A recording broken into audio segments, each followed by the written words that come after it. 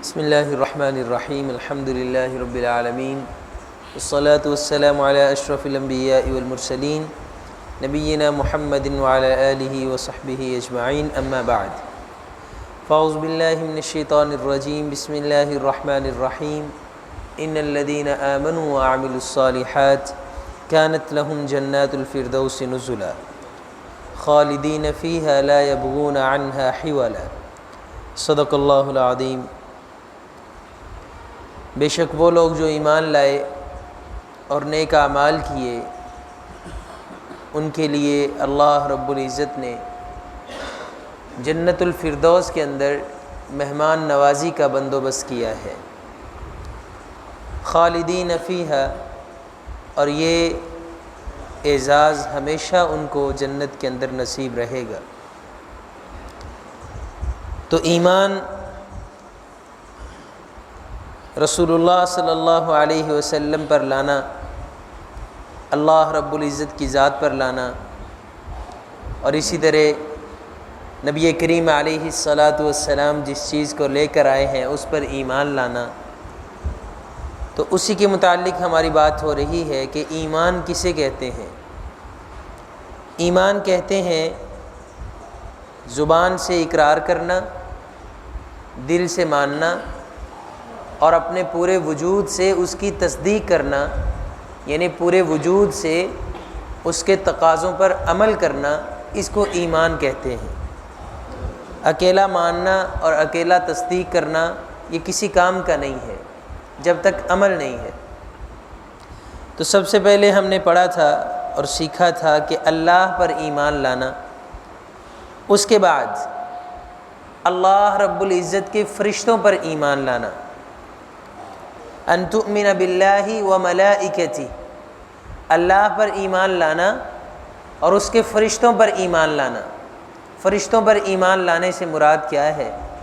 مراد یہ ہے کہ زبان سے بھی کہنا، دل سے بھی تصدیق کرنا کہ اللہ کے فرشتے بذات خود ایک مخلوق ہیں، ایک مخلوق کی حیثیت رکھتے ہیں۔ اتفاق سے ہمارے دانشور اور ہمارے سائنس زدہ ذہن جب تک کسی مشاہدے والی چیز کو نہ دیکھیں تب تک ان کو یقین نہیں آتا۔ آج ہم اس دنیا کے اندر رہ رہے ہیں جس دنیا کے اندر اسی چیز کو قبول کیا جاتا ہے جو انسان کے تخیل کے اندر یا مشاہدے کے اندر آتی ہے۔ جو مشاہدے کے اندر نہیں آتی اس کا فوراً انکار کر دیا جاتا ہے۔ بالکل سیم حساب ہے کہ رسول اللہ صلی اللہ علیہ وسلم معراج پر تشریف لے کے گئے اور ابو جہل نے انکار کر دیا، کفار نے انکار کر دیا کہ یہ کیسے ہو سکتا ہے، کیسے ہو سکتا ہے کہ اللہ کے رسول صلی اللہ علیہ وسلم راتوں رات اتنا لمبا سفر کر لیں۔ صدیق اکبر رضی اللہ تعالیٰ عنہ کو جب بتایا انہوں نے کہا کبھی نہیں ایسا ہو سکتا، لیکن جب کہا کہ یہ بھلا کون کہتا ہے، کہا کون کہتا ہے؟ کہا تیرا ساتھی کہتا ہے کہ میں رات کو گیا ہوں مسجد اقصیٰ تک اور پھر وہاں سے ساتوں آسمانوں کی سیر کر کے آیا۔ تو حضرت صدیق اکبر رضی اللہ تعالیٰ عنہ فوراً فرماتے ہیں کہ یہ تو بڑی چھوٹی سی بات ہے، وہ اس سے بڑی بات بھی کرے میں اس کو ماننے کے لیے بھی تیار ہوں۔ تو یہ واقعہ ہی سچ ہے کہ وہ راتوں رات گئے ہیں۔ پہلے کہہ رہے تھے نہیں ایسا ہو ہی نہیں سکتا، لیکن جب اس کو رسول اللہ صلی اللہ علیہ وسلم کے ساتھ جوڑا گیا تو فوراً مان لیا۔ تو سیم حال ہمارا ہے، ہم ہر چیز جو مشاہدے کے اندر نہیں آتی، سمجھ کے اندر نہیں آتی، عقل کے اندر نہیں آتی، اس کا انکار کر دیتے۔ فرشتے ہیں، آج کل فرشتوں کا انکار بہت زیادہ کیا جاتا ہے کہ فرشتے کوئی نہیں ہے جی، یہ ایک آسمانی طاقتیں ہیں، یہ ایک اللہ تعالیٰ نے قانون فطرت بنایا ہے جس کے مطابق کام ہو رہے ہیں، کوئی فرشتہ وشتہ نہیں ہے۔ تو یہ چیزیں اللہ رب العزت پر ایمان ختم کرتی ہیں اور ایمان ان کے بغیر مکمل نہیں ہو سکتا۔ بندہ کہے میں مسلمان ہوں، کہیں بھی نہیں لکھا، کسی کتاب میں نہیں لکھا کہ بندہ فرشتوں پر ایمان رکھے بغیر مسلمان ہو جائے۔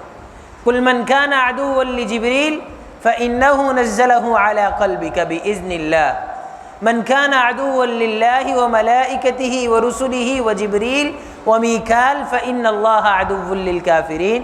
فرشتے ساروں کا انکار کرنا تو بڑی دور کی بات ہے۔ جو بندہ کسی ایک فرشتے کا انکار کر دیتا ہے نا، یا اس کو اپنا دشمن کہہ دیتا ہے کہ یہ میرا دشمن ہے جی، یہ ساڈے واسطے چنگی خبر نہیں لے کے آیا، مثال کے طور پہ ملک الموت آتے ہیں اور گھر کے اندر سے کسی معزز ترین یا ہمارے قریبی ترین رشتہ دار کو لے جاتے ہیں اللہ کے پاس، تو بندہ ان کو گالیاں دینا شروع کر دے کہ ساڈا گھر ہی ملک الموت نے ویکھیا ہے۔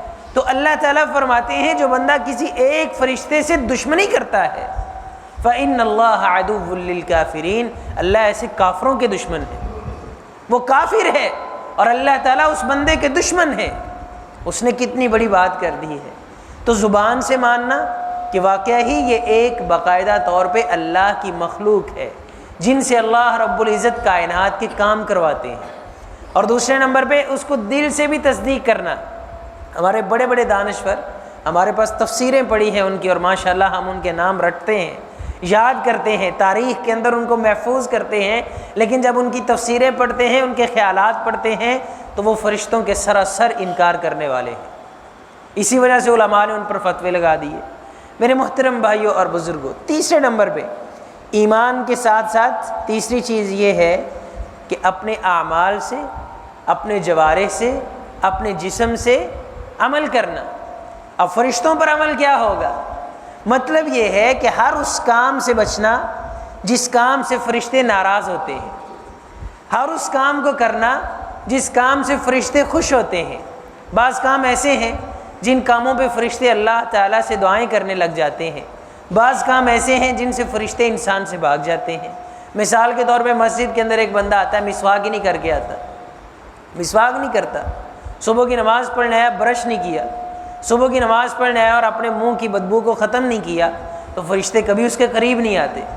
تو اس چیز کا خیال کرنا کہ کہیں فرشتے مجھ سے نفرت تو نہیں کر رہے۔ ہم نے اس کو پیاز کے ساتھ مخصوص کر دیا ہے۔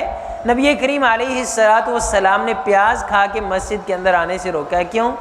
کہ منہ سے بدبو آتی ہے، اس لیے کہ جس سے انسان تکلیف محسوس کرتے ہیں، اللہ کے فرشتے بھی تکلیف محسوس کرتے ہیں۔ تو فجر کی نماز ٹائم ہم خیال ہی نہیں کرتے، اگرچہ پیاز نہیں کھایا ہوتا۔ ہر نماز ٹائم ہمیں خیال کرنا چاہیے اور ہر وقت خیال کرنا چاہیے اپنی صفائی اور ستھرائی کا۔ اسی طرح ہر وہ کام کرنا چاہیے جس سے اللہ رب العزت کے فرشتے خوش ہوتے ہیں، انسان کے لیے دعائیں کرتے ہیں۔ مثال کے طور پہ ہمیشہ اللہ سے گناہوں کی معافی مانگتے رہا کرے، ہمیشہ اللہ رب العزت کی تسبیح کرتے رہا کرے۔ اس سے اللہ رب العزت کے فرشتے کیا کہتے ہیں؟ وہ فرشتے جنہوں نے اللہ کے عرش کو اٹھایا ہوا ہے۔ اب ذہن میں یہ سوال آ سکتا ہے کہ اللہ کے عرش کو کیوں اٹھایا ہوا ہے بھائی؟ کیا وہ پیلر ہے؟ کیا وہ مطلب اس طرح کے عجیب عجیب سوال فرشتوں کے بارے میں انسان کے دماغ میں آتے رہتے ہیں، لیکن ان کو فوراً کلا کما کرنا اور ان کو فوراً دماغ سے رخصت کرنا یہ ایمان کا تقاضا ہے کہ ہم اس کو اللہ پر چھوڑ دیں کہ وہ اللہ کی مخلوق ہے اور اللہ رب العزت نے ان کو پیدا کیا ہے، ہمارے تخیل سے، ہمارے مشاہدے سے بالکل باہر ہے۔ اللہ رب العزت کے وہ فرشتے جنہوں نے عرش کو اٹھایا ہے، اللہ رب العزت فرماتے ہیں الذین یحملون العرش ومن حولہ یسبحون بحمد ربہم وَيَسْتَغْفِرُونَ لِلَّذِينَ آمَنُوا رَبَّنَا وَسِعْتَ كُلَّ شَيْءٍ رَحْمَةً وَعِلْمًا فَاغْفِرْ لِلَّذِينَ تَابُوا وَاتَّبَعُوا سَبِيلَكَ وَقِهِمْ عَذَابَ الْجَحِيمِ رَبَّنَا وَأَدْخِلْهُمْ جَنَّاتِ عَدْنٍ الَّتِي وَعَدتَّهُمْ وَمَنْ صَلَحَ مِنْ آبَائِهِمْ وَأَزْوَاجِهِمْ وَذُرِّيَّاتِهِمْ إِنَّكَ أَنْتَ الْعَزِيزُ الْحَكِيمُ وَقِهِمُ السَّيِّئَاتِ وَمَن تَقِ السَّيِّئَاتِ يَوْمَئِذٍ فَقَدْ رَحِمْتَ۔ اللہ رب العزت کے وہ خاص اور مقرب ترین فرشتے، بزرگ فرشتے جو ہمیشہ اللہ کے قریب رہتے ہیں، وہ اللہ سے کیا دعائیں کرتے ہیں؟ ہمیں وہ کام کرنے چاہیے۔ اللہ رب العزت فرماتے ہیں میرے وہ فرشتے مجھے کہتے رہتے ہیں اے اللہ ایمان والوں کو معاف کر دے، جتنے لوگ دنیا کے اندر تجھ پہ ایمان رکھتے ہیں ان سب کو معاف کر دے۔ فَاغْفِرْ لِلَّذِينَ تَابُوا، اللہ جو تجھ سے توبہ کرتے ہیں، گناہ کر لیتے ہیں انسان، لیکن اس کے بعد تیری طرف رجوع کر لیتے ہیں، شرمندہ ہو جاتے ہیں، اے اللہ ان کے ہاتھوں کو خالی نہ لوٹانا بلکہ ان کی توبہ کو قبول فرما لے۔ وَاتَّبَعُوا سَبِيلَكَ، اور وہ مومن جو بیچارے صبح صبح اٹھتے ہیں اور نماز پڑھنے جاتے ہیں، تیرے رستے پر چلنے کی کوشش کرتے رہتے ہیں، اگرچہ انسان ہے، بھول جاتا ہے، گناہ کر بیٹھتا ہے، رستے سے ڈگمگا جاتا ہے، اے اللہ جو بھی تیرے رستے پر چلنے کی کوشش کر رہا ہے تو اس کو بھی معاف کر دے۔ اور پھر اللہ صرف معاف نہیں کرنا بلکہ جو تو نے ان سے جنت کے وعدے کیے ہیں ان کو ضرور اپنی جنت کا داخلہ نصیب فرمانا۔ یہ ہمیشہ وہ فرشتے دعائیں کرتے رہتے ہیں جو اللہ کے بالکل قریب ہیں۔ ہمیشہ اللہ کے عرش کو اٹھانے والے فرشتے یہ ہمیشہ مومنوں کے لیے دعائیں کرتے رہتے ہیں۔ تو ہمیں چاہیے ہم زیادہ سے زیادہ اپنے گناہوں کی معافی مانگتے رہا کریں تاکہ ان فرشتوں کی دعائیں ہمارے حق میں بھی آ جائیں۔ اسی طرح ہمیں کوشش کرنی چاہیے ہم پہلی صف کے اندر آ کے نماز پڑھیں۔ نبی کریم علیہ الصلاۃ والسلام نے فرمایا ان اللہ وملائکتہ لیصلون علی الصف الاول قالوا وعلی الصف الثانی قال ان اللہ وملائکتہ لیصلون علی الصف الاول قالوا وعلی الصف الثانی۔ رسول اللہ صلی اللہ علیہ وسلم فرماتے ہیں میرے صحابہ، اللہ اور اس کے فرشتے جو پہلی صف پہ نماز پڑھتے ہیں نا، فرشتے ان کے لیے اللہ تعالیٰ سے بخشش کی دعائیں کرتے ہیں۔ صحابہ کرام نے کہا اے اللہ کے رسول صلی اللہ علیہ وسلم کیا دوسری صف والوں کے لیے بھی کرتے ہیں؟ آپ نے پھر فرمایا کہ پہلی صف والوں کے لیے اللہ تعالیٰ کے فرشتے رحمت کی دعائیں کرتے ہیں۔ پھر صحابہ نے کہا کیا دوسری صف والوں کے لیے بھی؟ تیسری دفعہ اللہ کے رسول صلی اللہ علیہ وسلم فرماتے ہیں ہاں دوسری صف والوں کے لیے بھی فرشتے دعا مغفرت کی اور رحمت کی کرتے رہتے ہیں۔ تو ہمیں یہ کوشش کرنی چاہیے ہم جلدی جلدی وضو کر کے مسجد کے اندر آئیں اور پہلی صف کے اندر آ کے بیٹھیں۔ اسی طرح انسان کو اپنی زبان کو پاک رکھنا چاہیے گناہوں سے، غیبت سے، جھوٹ سے فرشتوں کو بڑی نفرت ہے، غیبت سے بڑی نفرت ہے، بہتان سے بڑی نفرت ہے، گالی سے بڑی نفرت ہے، بدبو آتی ہے انسان کے منہ سے۔ اور اسی طرح اللہ تعالیٰ کا ہمیشہ ذکر کرنا چاہیے، ہر وہ کام جس سے اللہ کے فرشتے نفرت کرتے ہیں اور ہر وہ کام جس سے اللہ کے فرشتے خوش ہوتے ہیں، جب انسان ان کو کرے گا تو یہ ایمان ہے۔ یہ ہے فرشتوں پر ایمان لانا، نہ کہ صرف یہ ماننا کہ اللہ کے فرشتے چار ہیں، جبریل، میکائیل، اسرافیل، ملک الموت، عموماً ہم یہی یاد کرتے ہیں۔ نہیں، اللہ کے فرشتے اتنے زیادہ ہیں کہ کائنات کی جتنی مخلوقات ہیں اللہ تعالیٰ کو علم ہے۔ نبی کریم علیہ الصلاۃ والسلام کا ایک سچا فرمان ہے اطت السماء وحق لها ان تؤت، آسمان کی چیخیں نکلتی ہیں اور آسمان کا حق بھی یہی ہے، اس کے ذمہ فریضہ بھی یہی ہے کہ وہ چیختا رہے اور چلاتا رہے۔ کیوں؟ نبی کریم علیہ الصلاۃ والسلام فرماتے ہیں میں نے دیکھا کہ آسمان کے اوپر ایک بالشت بھی جگہ نہیں ہے جس کے اوپر کوئی نہ کوئی فرشتہ موجود نہ ہو، اور وہ سارے کیا کر رہے ہیں؟ کوئی سجدے کے اندر ہے، کوئی رکوع کے اندر ہے اور کوئی قیام کے اندر ہے، اللہ کی عبادت کے اندر مگن ہے۔ یہ وہ فرشتے ہیں جو اسپیشلی عبادت کر رہے ہیں، اور وہ فرشتے جن کو اللہ تعالیٰ نے کائنات کے امور انجام دیے ہیں، ہم سب کے ساتھ ایک ایک فرشتہ ہے۔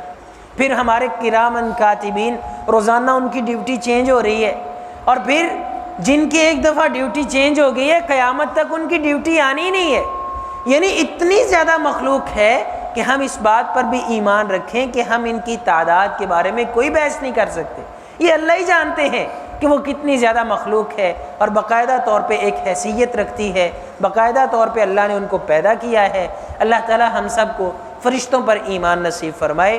اقول قولی ھذا وآخر دعوانا ان الحمد للہ رب العالمین۔